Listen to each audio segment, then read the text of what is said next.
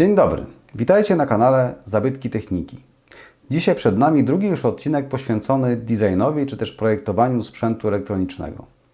Zanim jednak rozpocznę, to muszę w sposób szczególny podziękować jednemu z moich widzów, Andrzejowi Kulczakowi, za ukierunkowanie. Napisał do mnie, że warto zainteresować się designem ze wschodnich Niemiec, co przyznaję dość mocno mnie zaskoczyło, ale poszedłem tą drogą i muszę powiedzieć, że odkryłem mnóstwo ciekawych rzeczy. Za chwileczkę, myślę, i Wy się o tym przekonacie. Jeśli jednak nie oglądaliście tego poprzedniego odcinka, tutaj jest odnośnik, to gorąco zachęcam. Ja tam mówię dość dużo o szkole Bauhausu, o tych, których często się podaje jako spadkobierców tego Bauhausu, czyli szkole z Ulm, o firmie Braun, jej produktach, o Hansie Gugelocie i Dieterze Ramsie. A dzisiaj chciałbym powiedzieć o innych spadkobiercach Bauhausu. Mam tutaj na myśli utworzoną w 1946 roku uczelnię artystyczną Kunsthochschule Berlin-Weißensee, gdzie jednym z wykładowców był Selman Nagić, pochodzący z Bośni, niemiecki architekt, absolwent właśnie Bauhausu z roku 1932. To w tej właśnie berlińskiej szkole po raz pierwszy spotkało się dwóch panów, Karl Klaus Dittel i Lutz Rudolf, bohaterowie naszego dzisiejszego odcinka.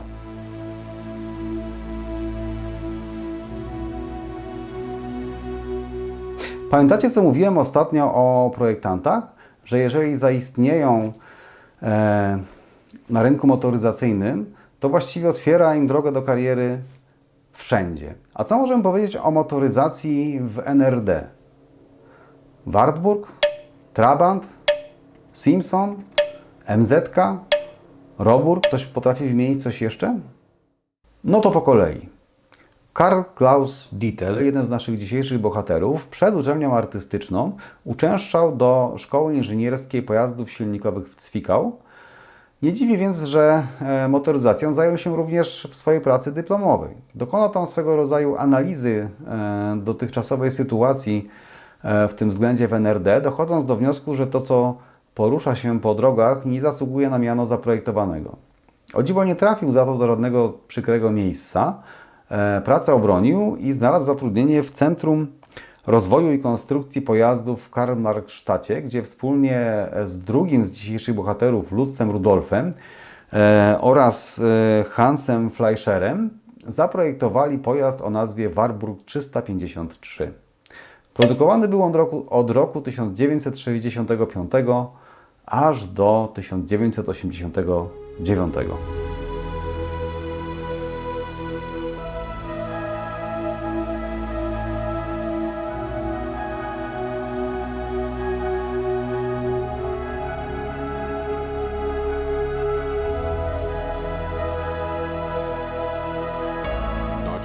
Ist wohl auch bei Parteigenossen weniger begehrt als ein neues Auto. Was hier aus dem Fabriktor des Autowerks Eisenach rollt, Pkw vom Typ Wartburg 353W, davon wird mehr als die Hälfte für den Export verladen. DDR-Bürger, die den Wagen bestellen, müssen noch immer etwa 10 Jahre bis zur Lieferung. Inne dzieło duetu Dittel-Rudolf to słynny Mokik. Ta nazwa pochodzi od niemieckich słów Moped mit Kickstarter, czyli motorower z rozrusznikiem, szerzej znany jako Simpson S50, także myślę i u nas. Produkowany był od roku 1975 do 80 i powstało ich ponad 500 000 egzemplarzy. A później był jeszcze model S51, produkowany aż do 1990 roku. I tutaj może zatrzymajmy się na nieco dłuższą chwilę. Kiedy przygotowuję takie odcinki, materiały o designie, dużo myślę i zastanawiam się, kim właściwie jest ten projektant, jaka jest jego rola. To, że motorower ma koła, kierownicę, silnik, hamulce, może jeszcze kilka rzeczy, to wie każdy. Inżynierowie wiedzą, jak te podzespoły działają, jak to powinno być zaprojektowane. A co robi projektant? W jakiś sposób sprawia, że są ładne, modne? No myślę, że informacje, które za chwilę się pojawią, troszeczkę rozwieją te wątpliwości. Otóż projektanci często lubią tworzyć pewne zasady, motta, czy też nawet całe filozofie. Dzisiaj Simpson jest jednym z pierwszych skojarzeń, jakie przychodzą do głowy na dźwięk słowa motorower. Ale dlaczego tak się stało? W jaki sposób udało się to osiągnąć? Jego forma została zainspirowana pracami Jeana czy też Hansa Arpa, francuskiego malarza, rzeźbiarza niemieckiego pochodzenia, stąd i Jean i Hans. W jego kompozycjach pojedyncze formy są autonomiczne, a mimo to tworzą jakąś spójną całość. Mówi się, że ten projekt jest pierwszym dziełem Dietla i Rudolfa zrealizowanym zgodnie z tak zwaną zasadą otwartości, das offene Prinzip. Każdy element motocykla jest kompozycyjnie niezależny, otoczony przestrzenią, w jakiś sposób wyodrębniony. Świadomie tutaj zrezygnowano z tych dużych wspólnych owiewek motoroweru. Dzięki temu uzyskano nie tylko bardzo wygodny dostęp podczas serwisowania pojazdu, ale także umożliwiło to ewolucję, rozwój, modernizację tego urządzenia na przestrzeni lat i aż 16 modeli, bo tyle się składa na jego historię. Tu jako przykłady można podać modernizację dwukrotną silnika, inną aplikację baku paliwa, czy też dołożenie obrotomierza. Na przestrzeni lat 1963-84 panowie Dietel i Rudolf pracowali w sumie aż nad 7 różnymi modelami, mającymi być następcami Trabanta. 4 z nich doszły do etapu w pełni funkcjonalnych prototypów. Były badania w tunelu aerodynamicznym, były jazdy testowe. Niestety żaden z nich nie doczekał się produkcji. Oficjalnie jako powód podano czynniki ekonomiczne. Ale nie jest to koniec przygody panów z motoryzacją. Kolejne osiągnięcie to motocykl MZ ES 250, zaprojektowany przez samego pana Dietla w roku 1962 i później ETZ 125, 150 i 251 już w duecie z Lutzem Rudolfem.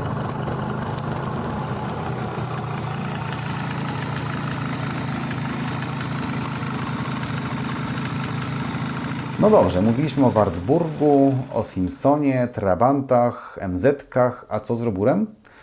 Był i Robur. Oto prototypy OT 611 w wersji track i bus. Obydwa były w fazie takich jeżdżących, w pełni funkcjonalnych modeli. Produkcji się jednak nie doczekały.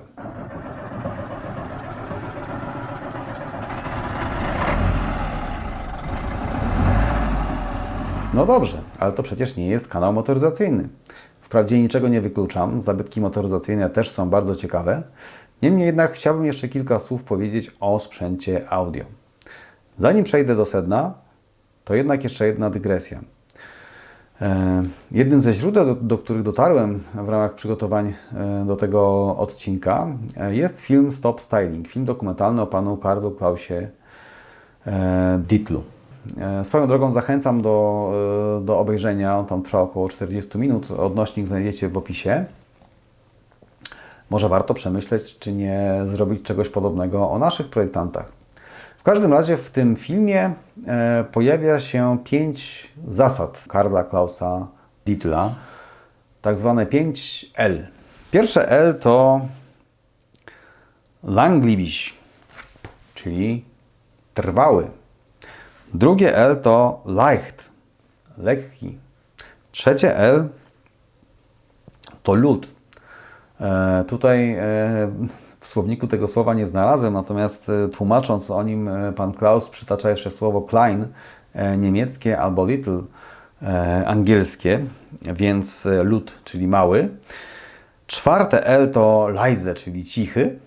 I ostatnie, piąte L to, tu będzie trudne słowo, Lebensfreundlich. Lebensfreundlich, przyjazny dla życia. Zapamiętajmy te 5 L i przechodzimy do dalszej części filmu.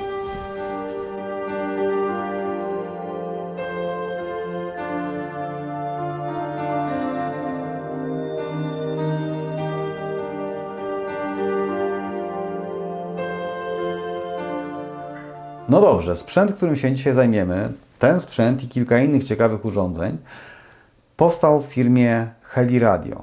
W firmie założonej w roku 1950 przez Bodo Hempla w Limbach Oberfrona w Saksonii w obwodzie Chemnitz. dawniej Karl-Marxstadt, czyli w miejscu zamieszkania pana Dietla.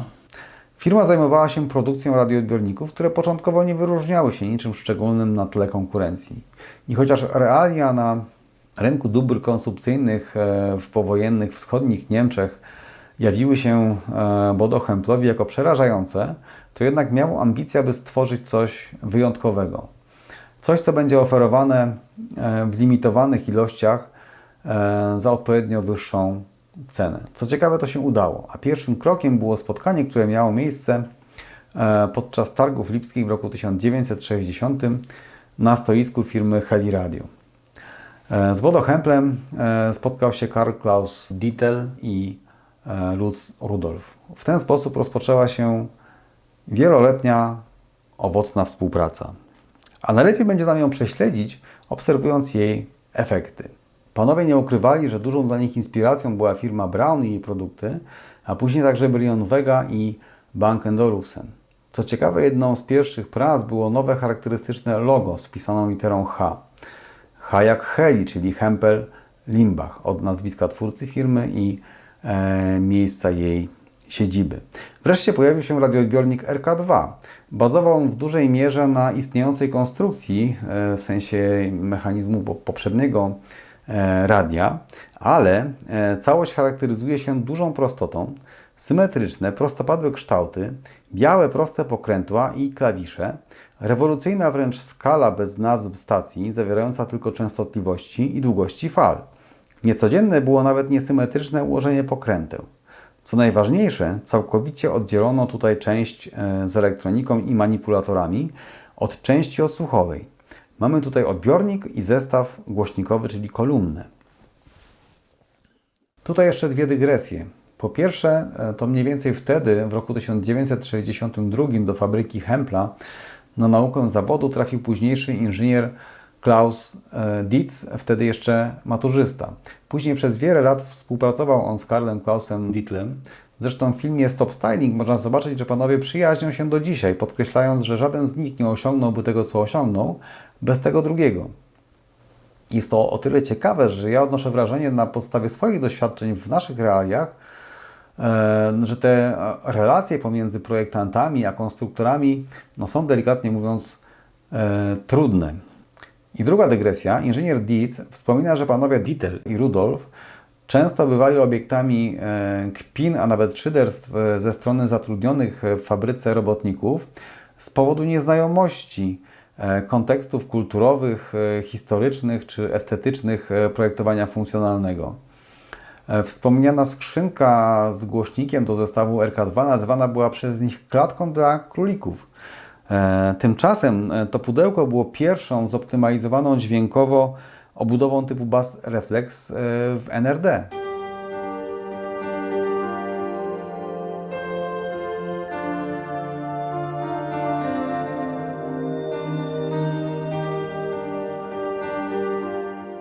Ale wiecie co?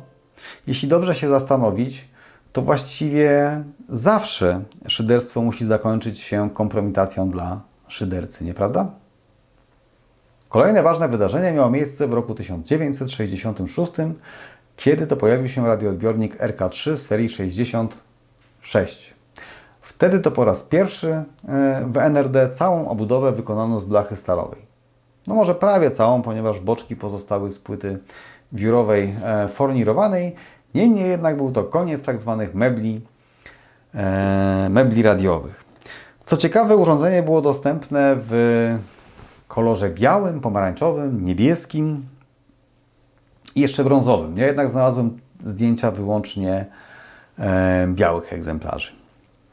System zaczyna się rozrastać. Z jednej strony mamy monofoniczny RK3 ze skrzynką L20, czyli z tym jednym dużym głośnikiem. Z drugiej stereofoniczny RK3 stereo, wreszcie cały zestaw wzmacniacza VS1, gramofonu Fon P1 i tunera RK.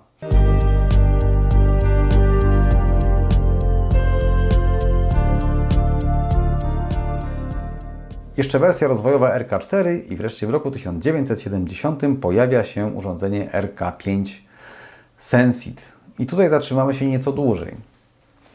Z jednej strony jest to urządzenie, które ma wiele wspólnego z poprzednikami, jakoś wpisuje się w tą zasadę otwartości. Mamy tutaj dobrze znaną ramę wypełnioną modułami, chociaż te ostatnie bardzo mocno wyewoluowały.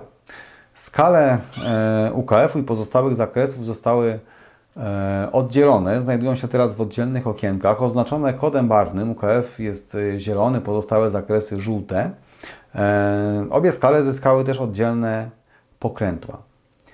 Pozostałe pokrętła zostały jakby rozrzucone przypadkowo. Chodziło o to, aby nie zmuszać użytkownika do liczenia podobnych pokręteł, czy też wczytywania się w zawiłopisy. Mamy przyzwyczaić się do tego, co gdzie jest i działać intuicyjnie. Dlatego pokrętła zostały rozmieszczone w specyficzny sposób. Mają określone kształty i kolory, aby ułatwić orientację nawet po omacku. К этому образу мы можем добавить دادند. آنها طرفدار استراتژی کاهش مصرف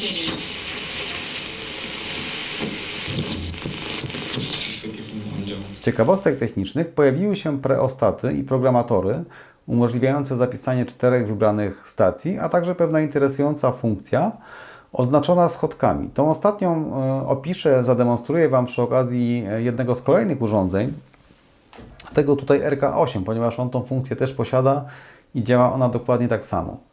Będziecie więc mogli zobaczyć jak. W tym samym 1970 roku pojawiły się jeszcze niezwykłe kuliste głośniki K20, które początkowo znów stały się obiektem kpin i żartów. Szybko jednak zdobyły uznanie, bo okazało się, że można je spotkać w restauracjach, telewizji, a nawet Pałacu Republiki.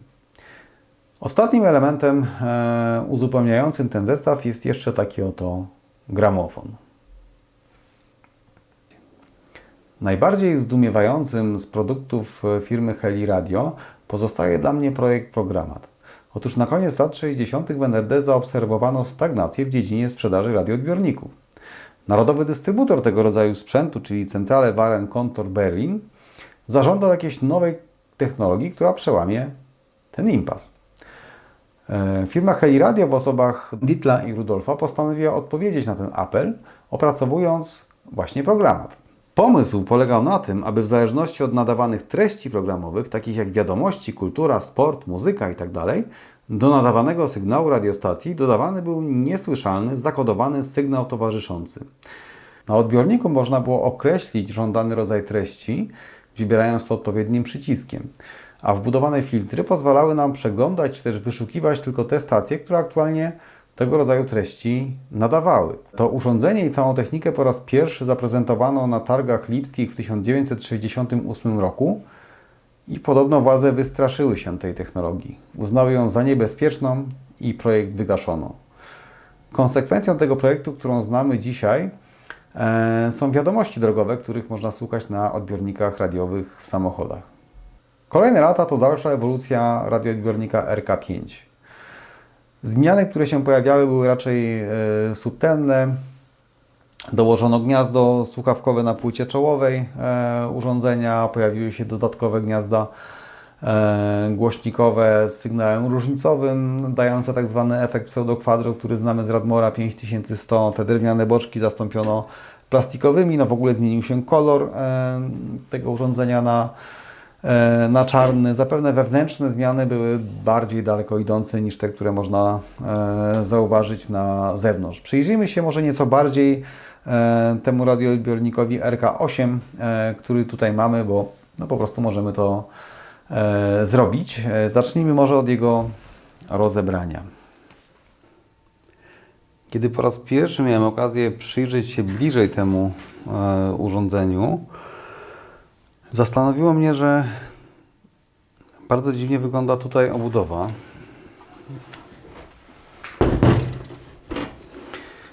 Trudno właściwie powiedzieć, gdzie jest płyta czołowa. Nie ma jakiejś wyodrębnionej ścianki tylnej. Jak to się otwiera? Odkręcamy 4 śrubki w boczku.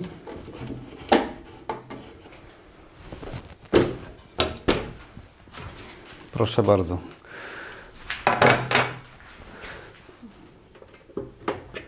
Jak widać, cała budowa składa się z jednego kawałka blachy. Drugi fragment takiej samej blachy to płyta czołowa. No dobrze, działajmy dalej.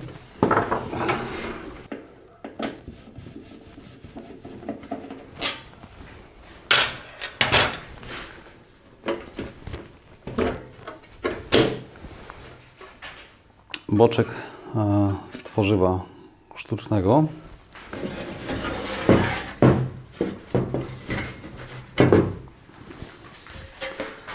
Cała obudowa. I teraz uwaga, jeśli chodzi o zdejmowanie płyty czołowej. Tutaj mogę Wam podpowiedzieć, że przy tej operacji trzeba bardzo uważać na górną skalę, a właściwie jej wskazówkę.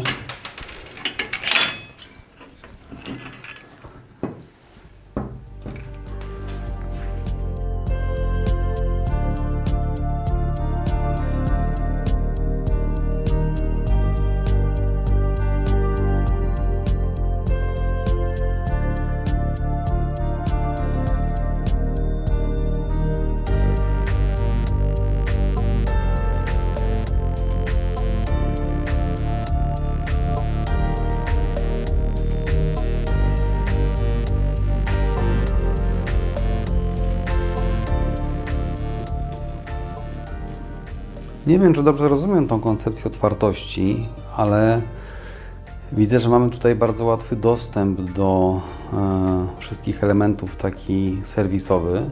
Obudowa zeszła nam po odkręceniu kilku śrubek.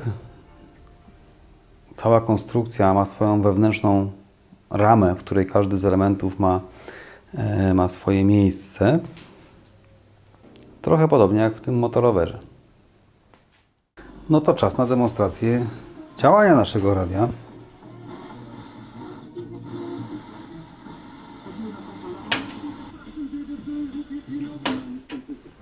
No i pozostaje kwestia klawisza ze schodkami. Przypominam, że pojawił się on w wersji RK5 w roku 1970. Jest to elektroniczne wyszukiwanie stacji. Jeśli wciśniemy ten klawisz, odbiornik dostroi się do stacji o najniższej dostępnej częstotliwości. Do kompletu mamy podświetlany przycisk Suchen. Jeśli wciśniemy ten przycisk, wyszukuje nam następną i następną. Nie można niestety zapisać tak znalezionej stacji. Do zapisania wybranych stacji służą pokrętła preostatów i trzeba wykonać to ręcznie. Ale pamiętajmy, to był rok 1970. I ostatni akord, wisienka na torcie, RK90 Sensit Kubus. W dobie postępującej miniaturyzacji, rosnącej liczby funkcji w urządzeniach audio, rozwijającego się zdalnego sterowania, już nawet mikroprocesory pojawiają się w tego rodzaju urządzeniach, pojawia się ta koncepcja, inna niż wszystko do tej pory. Sześcienna kostka o wymiarach korespondujących do rozmiarów ludzkiej głowy, niemal pozbawiona jakichkolwiek manipulatorów. Wszystkie elementy sterujące znalazły się na rozbudowanym pilocie zdalnego sterowania.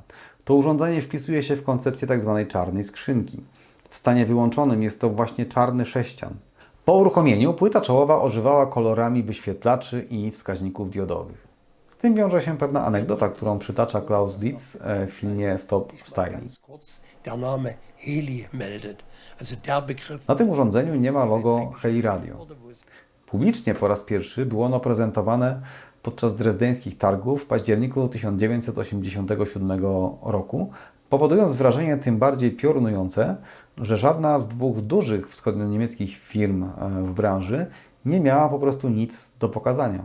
Rozpoczął się jakiś ruch, jakieś zamieszanie, zbieranie podpisów, które miało na celu zakazanie dalszego rozwoju tego projektu. W efekcie władze nakazały przekazać ten projekt do jednej z tych dwóch dużych firm. Proces się rozpoczął, ale w trakcie okazało się, że technologicznie jest to niemożliwe. Stracono 2 lata i ten przełomowy projekt stał się przestarzały, zanim jeszcze zaczął być produkowany. Nadszedł rok 89, upadł mur berliński, a niedługo później, bo w 1992 zlikwidowana została firma Heli Radio. Niemniej jednak w 1989 udało się wyprodukować kilka sztuk tego urządzenia. No i ze zrozumiałych względów nie było mowy o tym, żeby umieścić tam logo Heli Radio. To oczywiście nie spodobało się twórcom. Klaus Dietz wspomina, że tak zaprogramowali to urządzenie, aby w momencie startu, w czasie tej sekwencji uruchamiania, to logo kilkakrotnie pojawiło się na wyświetlaczach. A jeśli taka sekwencja zaistnieje na przykład 100 razy, to logo utrwali się już na stałe. Taka mała zemsta twórców. I myślę, że w ten sposób możemy zakończyć prezentację dokonań panów Karla Klausa Dietla i Lutza Rudolfa. Trzeba jeszcze dodać, że pan Rudolf zmarł kilkanaście lat temu, natomiast wszystko na to wskazuje, że pan Dietl wciąż ma się dobrze, jest obecny w mediach społecznościowych, pojawia się na zlotach właścicieli Simpsonów. No i jest ten film dokumentalny z jego udziałem, do którego obejrzenia zachęcam. Ja muszę powiedzieć, że no to, czego dowiedziałem się o NRD, o Niemczech Wschodnich, bardzo pozytywnie mnie zaskoczyło. Nie wiem, czy nie warto brać z nich przykładu, jeśli chodzi o jakieś upamiętnienie i w ogóle pokazanie projektantów. No i zastanawiam się, co jeszcze nas czeka, jeśli chodzi o inne nieodkryte kraje. Tymczasem trzymajcie się, bądźcie zdrowi.